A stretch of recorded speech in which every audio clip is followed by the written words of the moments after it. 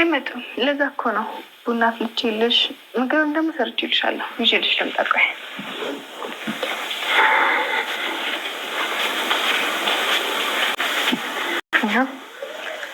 እሺ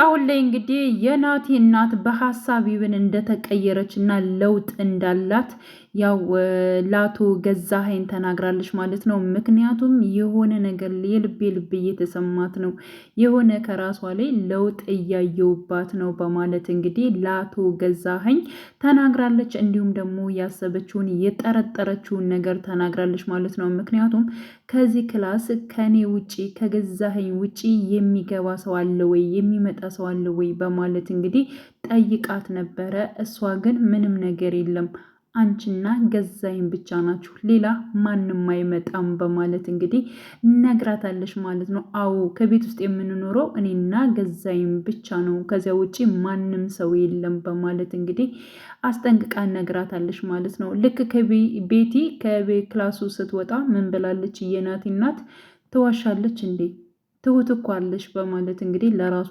ስትናገር ነበር ማለት ነው። ግን ደግሞ ይህን ነገር አልተናገረችም ለቤቲ ማለት ነው። ምክንያቱም ቤቲ የምትናገረው ወይንም ደግሞ አቶ ገዛኸኝ የሚናገሩት ነገሮች ለናቲ እናት እውነት ይመስላት ነበረ ማለት ነው። እና እዚህ እኛ እየቀለብንሽ ነው፣ እኛ አስቀምጠንሽ ነው፣ ካለዚያ ደግሞ ለጅብ እንሰጥሻለን እያሉ በቃ ውስጧን አሳምነዋታን እያስፈራሯት ማለት ነው። አሳምነዋት ነው እንግዲህ የያዟት ማለት ነው። ስለዚህ እያንዳንዱ የሚሰጧትን ነገር ወይንም ደግሞ የሚናገሩትን ነገር ማለት ነው እውነት ነው ብላ ታምናለች ማለት ነው። ይብን ሲደበድባት ማለት ነው ጥፋት አጥፍቼ ነው ነበር ያለችው ማለት ነው። ምክንያቱም አስቸግሬ ነው የሚቆጡትም ስላስቸገርኩ ነው፣ ባላስቸግርና ጥፋት ባላጠፋ እነሱ ሊቆጡኝ አይችሉም ብላ እንግዲህ ታምናለች። ወይንም ደግሞ ለትሁት ራሱ ስትናገር ነበር። እንግዲህ በባለፈው ፓርት ላይ እንዳየነው ከሆነ የናቲ እናት ማለት ነው ቤቲን እንቅ አድርጋ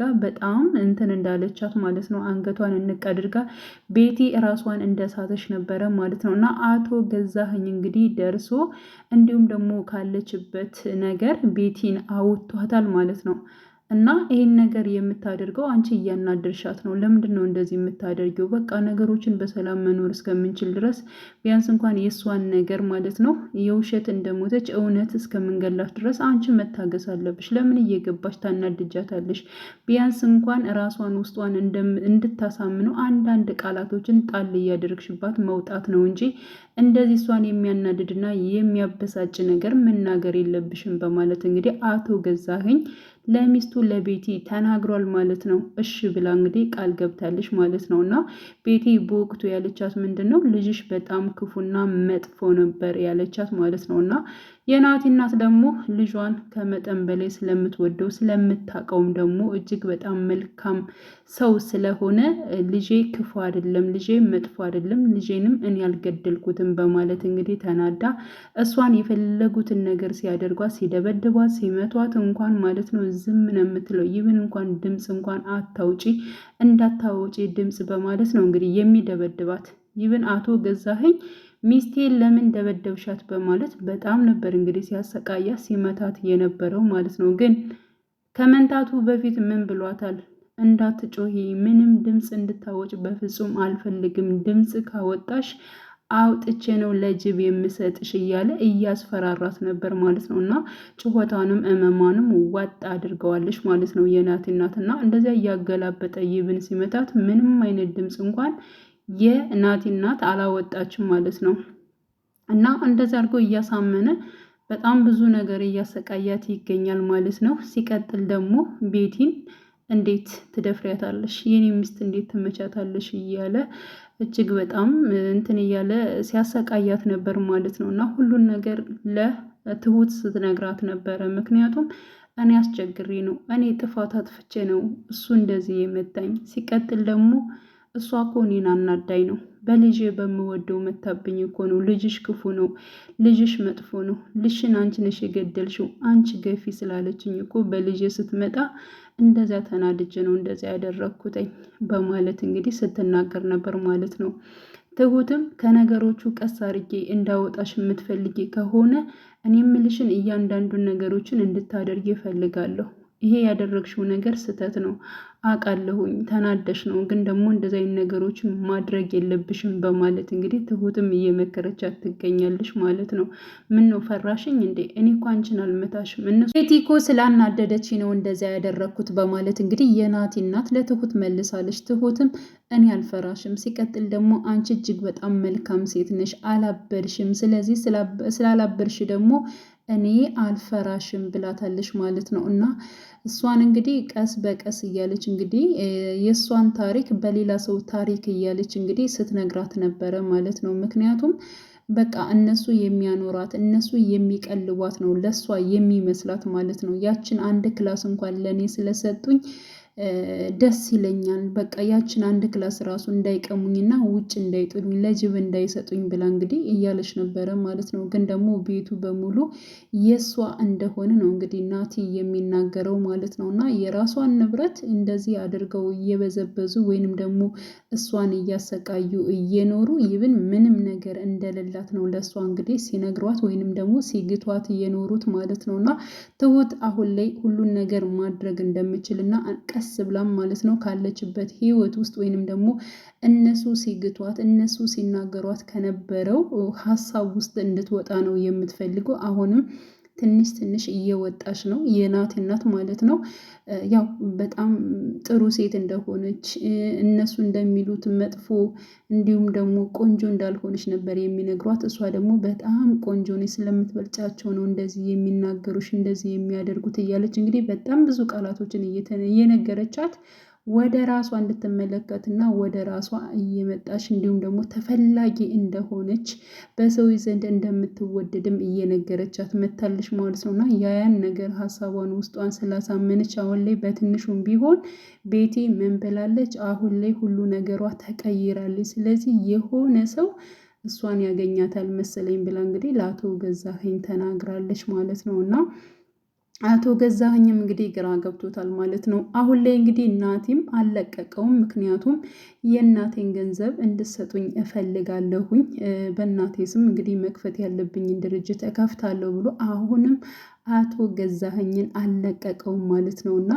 አቶ ገዛኸኝም እንግዲህ ከቤቲ ጋር አውርቶ ነበረ። ምክንያቱም ይሄ ልጅ አይተውንም፣ ስለዚህ ገንዘቡን ሰጥተን ብንገላገል አይቀለንም ወይ? ገንዘቡን የለኝም አልሰጥም ስለኮ ከዚህም እኖራለሁኝ በማለት እንግዲህ ቤት ውስጥ ሊኖር ነው። ቤት ውስጥ ኖረ ማለት ደግሞ ችግር ተፈጠረ ማለት ነው በማለት እንግዲህ ያው ቤቲም ትሁትን ጠይቃት ነበር። ናቲ አልመጣም እንዴ በማለት ጠይቃት ነበረ። እኔ እንጃ አልመጣም፣ ትናንትና ግን እናንተ ከተዘጋው ቤቱ ቁልፍ ስጪኝ ብሎ እዚያ ሊያድር ነበር፣ ግን ደግሞ አልሰጠውትም ብለዋለች ማለት ነው። እና በጣም ነበር የደነገጠው ማለት ነው። ሁለታቸውም ደንግጠዋል። እና ይሄን ነገር ሳይፈጠር ወይንም ደግሞ የሆነ ነገር ያሰብነውን ነገር ሳናሳካ ያው ማለት እንግዲህ የናቲን እናት በህይወት እንዳትኖር እስከ መጨረሻው ድረስ ለማጥፋት አስበው ተነስተዋል። ይሄን ነገር ደግሞ እቅዳችን የሚሳካው ደግሞ እሱ ከዚህ ቤት ሲሄድ ነው። ስለዚህ የፈለገውን ገንዘብ ሰጥተን ለምን አንገላገልም ብሎ አቶ ገዛኸኝ እያሰበ ይገኛል ማለት ነው። ቤቲ ግን ምንም አይነት ገንዘብ እንዲሰጠው ራሱ ፈቃደኛ አይደለችም። ከዚህ አብሮ እንዲኖር ነው የእሷ ፈቃደኝነት በነገራችን ላይ ማለት ነው። ምክንያቱም እሱን ስለምትወደው ስለምታፈቅረው ማለት ነው። ሲቀጥል ደግሞ ያው ናቲን አግኝተው ነበረ፣ ቤቲ አውርተዋለች። አባትህ በጣም ክፉ እንደሆነ አውቃለሁኝ። ስለዚህ አንተ የፈለግከውን ገንዘብ ላይሰጥህ ይችላል። እኔ እናንተ እንስማማ እና የፈለግከውን ገንዘብ እንዲሰጥህ አደርጋለሁ ስትለው ነበረ ማለት ነው። እሱ ደግሞ እንደዚህ አይነት ነገሮችን እኔ አልፈልግም፣ በግልጽ ነው የጠየቅኩት። እኔ እኮ የጠየቅኩት የእናቴን ገንዘብ ነው የእናንተን አይደለም። ስለዚህ እናቴ በፊት የሰራችውን ገንዘብ ነው የጠየቅኩትኝ በማለት እንግዲህ ለእሷ መልሶላታል ማለት ነው። እሷ ግን በሌላ መልኩ እሱን ለማጥመድ ወይንም ደግሞ እሱን ለራሷ ለማድረግ እየጣረች ትገኛለች ማለት ነው። ሌላው ደግሞ ለሱም የተናገረችው ነገር አለ። ይህም ማለት እንግዲህ ያው ሽማግሌውን ወይንም ደግሞ አቶ ገዛኸኝን እንደማትወደው እንደዚህ እንደኖረች እንግዲህ ለናቲ ነግረዋለች። እኔ እኮ አባትህን አልወደውም በማለት እንግዲህ ነግረዋለች ማለት ነው። አውቃለሁ፣ ይሄ እኮ ሳይታሰብ የታለመ ነገር ነው። እንደማትወጂውና እንደማታፈቅሪው አውቃለሁ። እኔ ስለሱ ጉዳይ አይመለከተኝም። እኔ የእናቴን ገንዘብ እንዴት ልቀበልና የእናቴን ስም እንዴት ላስጠራ ነው እንጂ ስለ እናንተ ጉዳይ አይመለከተኝም ብሏታል ማለት ነው። እና እኔ እናንተ ብንስማማ ሁሉም ነገር እኮ ይስተካከላል ስትለው ነበረ። እሱ ግን ምንም አይነት ነገር ከእሷ ጋር መቀጠልም ማድረግም እንደማይፈልግ ነው ደግሞ ደጋግሞ ሲነግራት የነበረው ማለት ነው። እሱ ውጊያው ከማን ጋ ነው? ከአባቱ ጋር ነው ማለት ነው። ምክንያቱም ይህ ቤት የእናቴ ቤት ነው። ገዛኸኝም እንደዚህ ብሎ ነገር የለም አንተ ጥገኛ መሆን ትፈልጋለህ ወይ በማለት እንግዲህ ጠይቆት ነበረ። እሱ ግን እኔ የእናቴ ቤት እስከሆነ ድረስ ጥገኛ አይደለሁም፣ ሲቀጥል ደግሞ ጥገኛ ከተባለ አንተ ራስህ ጥገኛ ነህ በማለት እንግዲህ አባቱን ተናግሮታል። እኔ እኮ የሚስቴ ንብረት ነው ብሎታል። ሲቀጥል ደግሞ ልጅም እኔም የእናቴ ንብረት ነው፣ ስለዚህ በፈለኩበት ሰዓት የመምጣትና የመሄድ ሙሉ መብት አለኝ ማለት ነው የተናገረው ማለት ነው። ስለዚህ አሁን ላይ እንግዲህ አቶ ገዛኸኝ እጅግ በጣም ተጨናንቋል። በነገራችን ላይ ቤቲ የሆነ ነገር ከናቲ እንደፈለገች በፊትም ራሱ አቶ ገዛኸኝ ገብቶታል ማለት ነው። ምክንያቱም ለትሁት ምን ብሏታል? ሁለታቸውን እያየሻቸው ብሏል ማለት ነው። እና ምን ሲያደርጉ እንድትነግረው ፈልጎ ይሁን ብቻ አላቅም።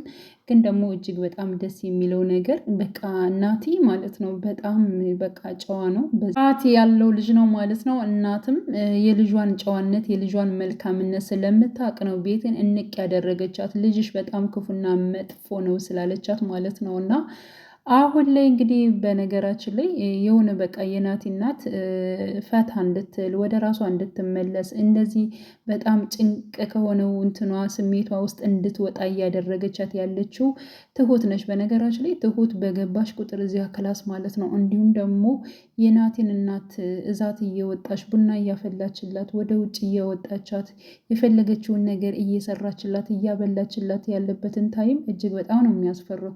ትሁት ለምታደርገው እኔ በጣም ያስፈራኛል። ግን ደግሞ መልካምነቷን አሁንም ቀጥላለች። በስተመጨረሻም እንግዲህ ቡና አፈላልታላት እንዲሁም ደግሞ የፈለገችውን ምግብ ሰርታላት እያበላቻት እንዲሁም ጓደኛ አድርጋት ማለት ነው ሁሉ ነገሯን ማለት ነው ለትሁት እየነገረች ትሁትም የራሷን ነገር ለእሷ እየነገረቻት ብቻ እየተጫወቱ ደስ የሚል ጊዜ እያሳለፉ ነበር። በስተመጨረሻም እንግዲህ በር ተንኳክቷል ማለት ነው። በእርግጠኝነት እየነቁ ነው አሁን ምክንያቱም በቃ የሆነ ሰው እሷን ያናግራታል። እሷ የሆነ በቃ ጸባዩ ራሱ እየተቀየረ ነው እያለች ነበር ቤቲ ማለት ነው። ስለዚህ አሁን ላይ ደግሞ ቡና ቀራርቦ እንደዚያ ሆኖ ለምሳሌ ይብን የናቲን እናት ወደ ክላስ ታስገባታለች፣ ትዘጋባታለች። ኦኬ ግን ደግሞ ያቀራረበችውን እስከምታነሳሳ ምን እስከምትል ጊዜ ስለሚወስድባት ማለት ነው አሁን የመጡት ወይንም ደግሞ ቤቲ አሊያም አቶ ገዛኸኝ ከሆነ በእርግጠኝነት ትሁትን ይጠረጥሯታል ማለት ነው። ስለዚህ እንደዚህ ካለው ነገሮች ላይ ከጠረጠሯት እና እንደዚህ ከሆነ እሷም ክፉ ነገር ከማድረግ ወይንም ደግሞ ትሁትንም ከማጥፋት ወደኋላ አይሉም ማለት ነው። ምክንያቱም አቶ ገዛኸኝም ሆነ እንዲሁም ደግሞ ቤቲ ራሳቸው ወዳድ በቃ ራሳቸውን ብቻ ነው የሚወዱት። ለሰው ምንም ነገር አያስቡም። ለሰው ቢያስቡና ጥሩ ነገር ቢመኙ ማለት ነው የናቲን እናት እንደዚህ በራሷ ንብረት እንደዚህ እያሰቃዩት እያሰሯት በራሷ ቤት ማለት ነው እየተጫወቱባት አይኖሩም ነበር ማለት ነው። እና ትሁት እንደምንም ብላ እንግዲህ በሆነ ምክንያት ለናቲ ብትነግረውና ከናቲ ጋር ሆነው እንግዲህ እናቱን ከዚያ ውስጥ ቢያወጡ እጅጉን በጣም ጥሩ ነበረ። ግን ደግሞ በመሀል ትሁት ራሱ የሆነ ነገር እንዳትሆን ይህንን ሚስጥር እዛ ምንም ነገር ለናቲ ሳትናገር እንዳትቀር ነው እኔ በጣም የሚቆጨኝ ማለት ነው። ብቻ እንግዲህ ቀጣዩን ፓርት ሁላችንም አብረን የምናየው ይሆናል። ውድ ቻናሌ ተከታታዮቼ ቤተሰቦቼ በያላችሁበት ሰላማችሁ ይብዛልኝ። ለቤቴ አዲስ የሆናችሁ የደውል ምልክቱን በመጫን ቤተሰብ የሆኑ ነባር ቤተሰቦችም ስለምታበረታቱኝ አብራችሁ ስላላችሁ እጅግ በጣም አመሰግናለሁ። መልካም ጊዜ ተመኘውላችሁ።